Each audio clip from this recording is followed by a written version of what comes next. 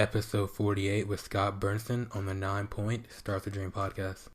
Welcome to 9 Point Started with a Dream podcast. Our goal is to showcase the stories of athletes and the community that supports them by being authentic about their journey. Here's your host, Jacoby Gillum. Hey everybody, welcome back to the podcast. I'm your host as always, Jacoby Gillum. This episode we have Scott Burson of Simple Mobility. I believe I found Scott around this time last year. I was looking for some new products then, and I found Simple Mobility and what he was doing with it. I thought it was unique because it wasn't just a roller, it was almost like a trigger point, the way it kind of digged into those muscle groups and such, something I really needed. So we go through Scott's journey, kind of how he got started, to how he even found the product for himself, making it now a product that's really helping athletes and people around the world. So hope you enjoy, and let's get to it. Scott, the question that everybody comes on is, when you're younger as an athlete, what was one of your bigger dreams and goals you wanted to achieve? Well, one of the things I wanted to do was I wanted to surf as big a waves as I could for as long as I could until I couldn't do it anymore. That was one of the things, I needed to stay in shape, and my back and my neck were, your back and neck take a little abuse when you're surfing. So, me being from Texas, we didn't surf in Texas, right? So what all goes into how do you train to be a surfer? There's like a lot of weight and just going out there on the board and just going for it. When you're young, you hardly have to do much of anything. Yeah. You're just like naturally in shape. But for me, it takes a lot of running. And the older I get, the more weight training, specific type of things, and paddling. So it's a big cardio workout, and it's really nice to let's put it this way. It's really uncomfortable to be winded out in the water, and then you got to go underwater, right? If you're completely out of gas, and then you got to hold your breath for a little while, that's no good. So it's best to do that. It's best to do that above ground, so you're not underwater doing it. So I like to do everything I can. I got a prone paddleboard that I paddle. I'll paddle 3 to 5 miles a day. Oh wow, that helps a lot. Awesome. Just more just a hobby type deal, or is it actually like competitive? I competed a little bit in high school, but for the most part, just hobby, and it's taken me all over the world. I've surfed all over the world as a hobby, all over Indonesia. Indonesia's got some of the best waves on the planet. So there's thousands of surf spots over there. Some of them people haven't even surfed yet, I've been to Sri Lanka, I've been to the Maldives, Australia, Indonesia, obviously, all over Indonesia, all up and down Central and South America. Man, I should have surfed. Man, forget football. Like you're going around the world. Yeah. It's good. It's good. That's awesome. So how did you kind of go about your career journey? Like you weren't always doing mobility.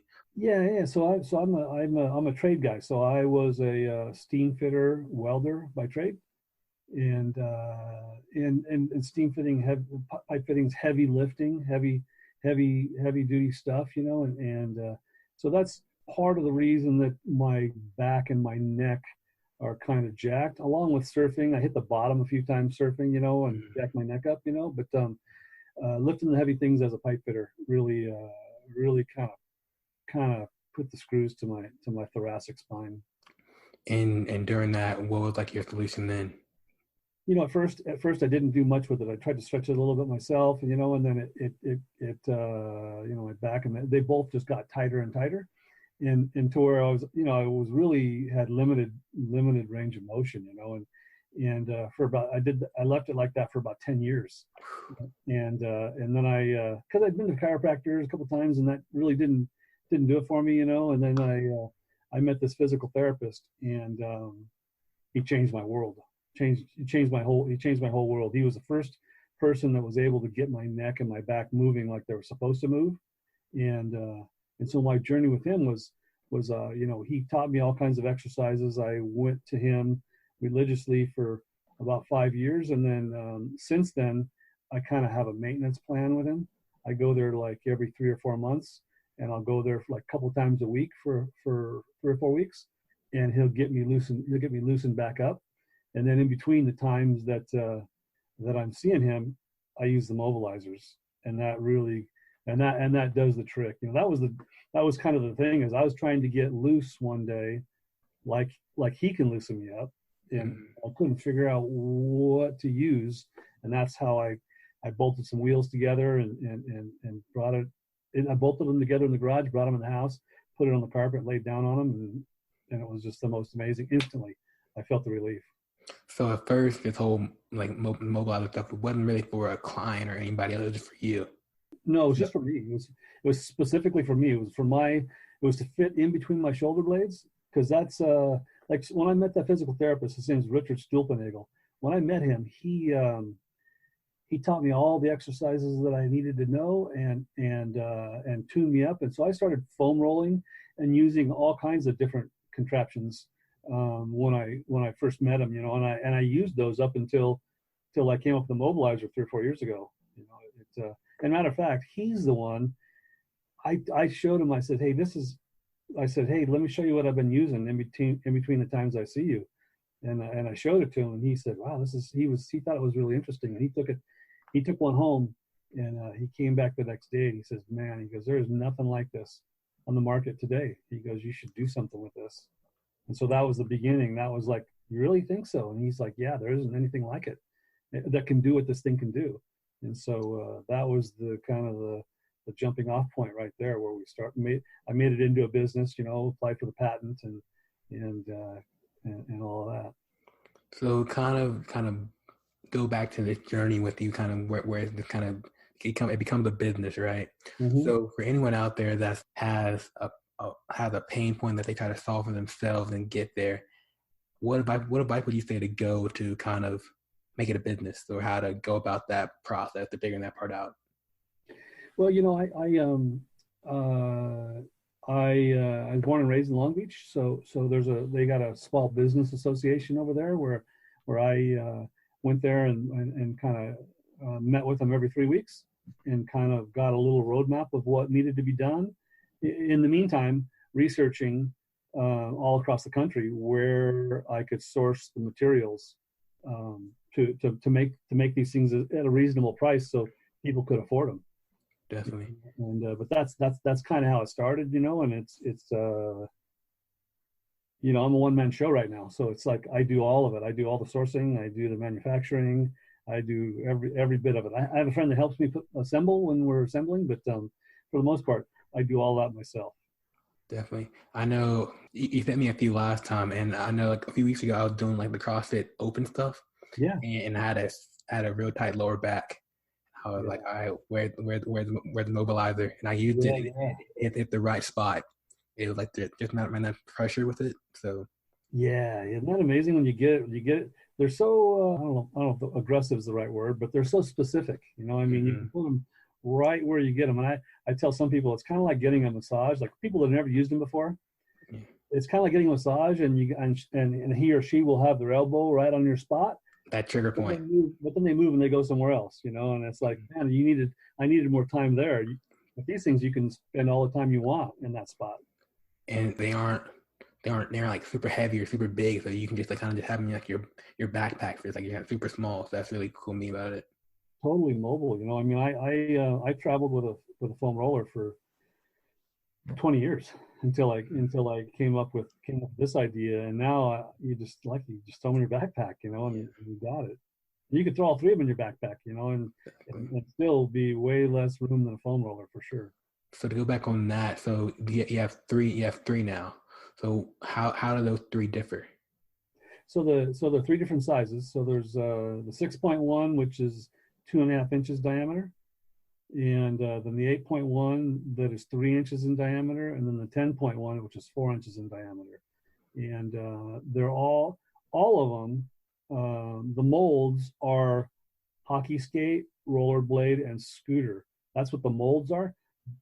But the polyurethane is super soft polyurethane. So as a matter of fact, the wheels that I like the most have a flatter surface, but the molds that were going to have to be made to make the specific exactly the shape wheel that I wanted was going to make it. We wouldn't be able to make a business if we had to do that. So I asked them. I said, "What molds do you guys already have that we could use? We just have to make the polyurethane soft." And they said, "We have these." And so I got prototypes, and with the hardness, and we went back and forth with size and all that, and that's how they came out looking like this. And then the small size is my physical therapist. He liked the smaller one because I created 30 prototypes, put together a spreadsheet, and once my physical therapist liked them, I brought them into his practice and left them with them with a spreadsheet with the 30 prototypes, and they were all numbered, and all of his physical therapists used them and tried them out and figured which ones they liked the best and graded them all for me. And my physical therapist specifically liked the smaller one for his neck.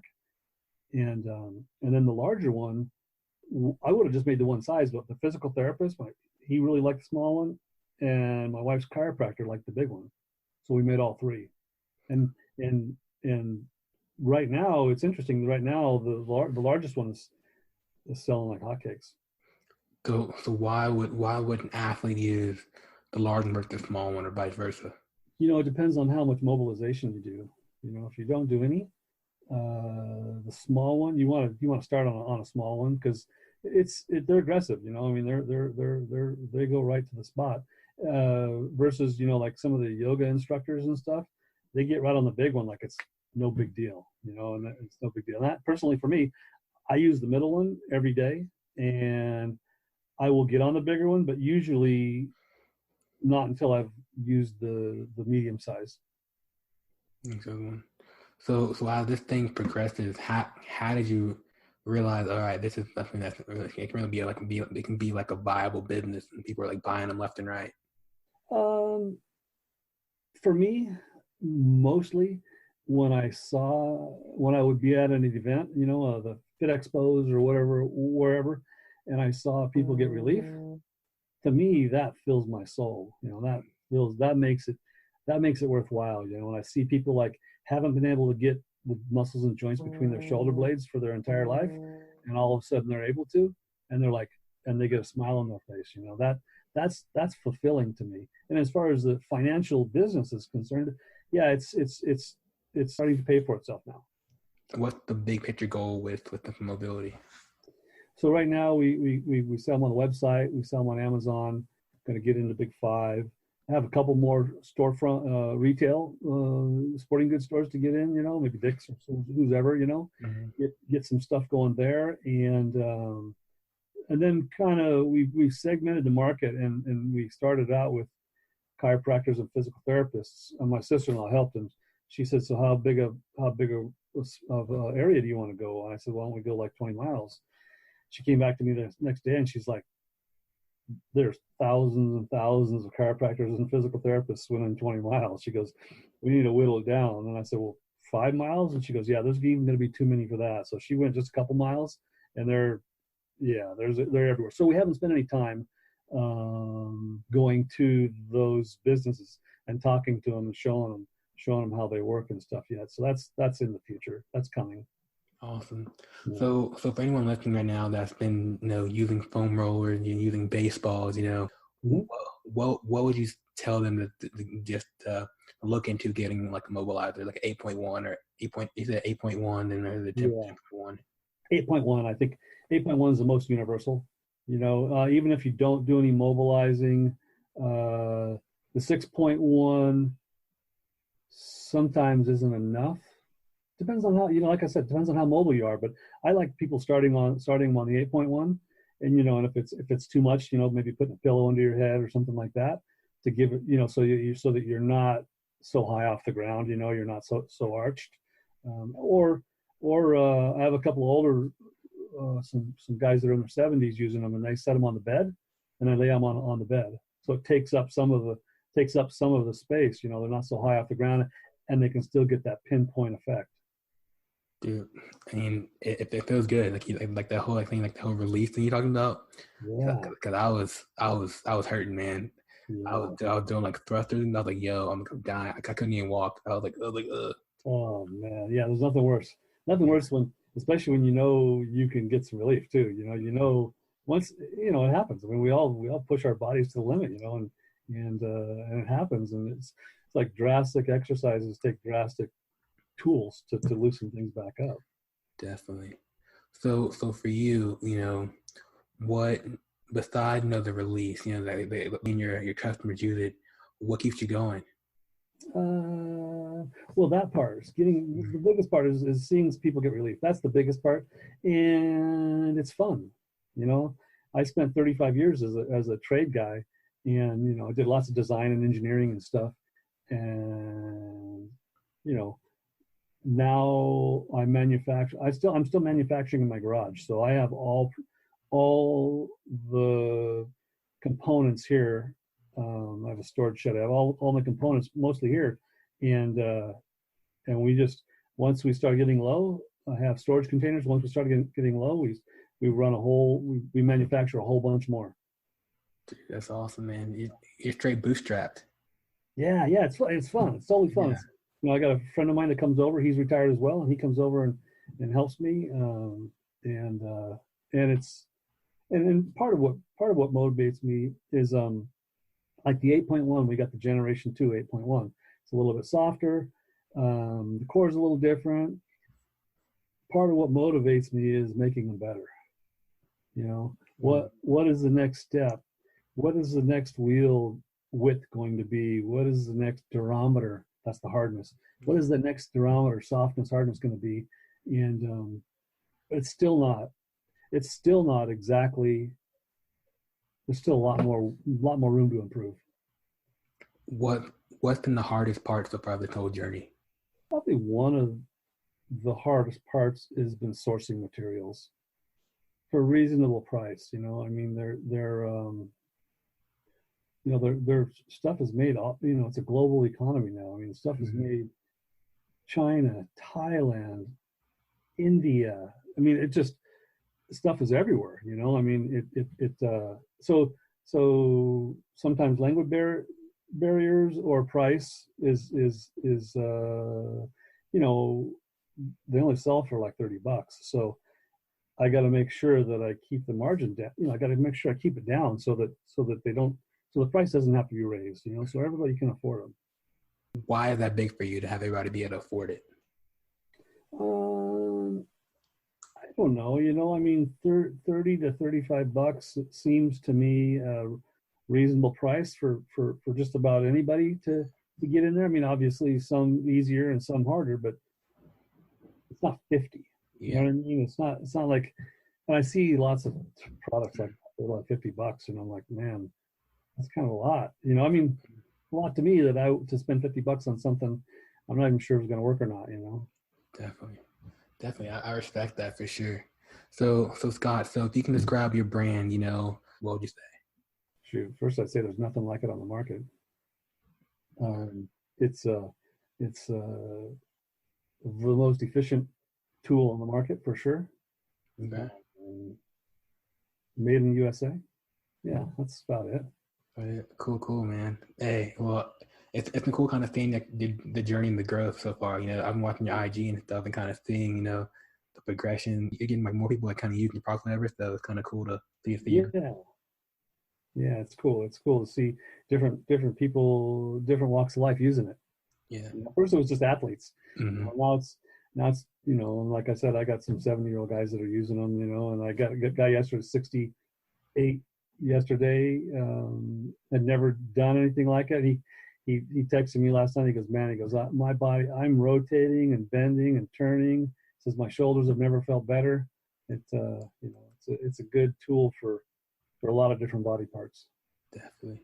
So right now you guys on social website, what's the link you kind of plug right now? Yeah, we've got simplemobilitytools.com, and we've got our Instagram is Simple Mobility, and our Facebook is at Simple Mobility as well.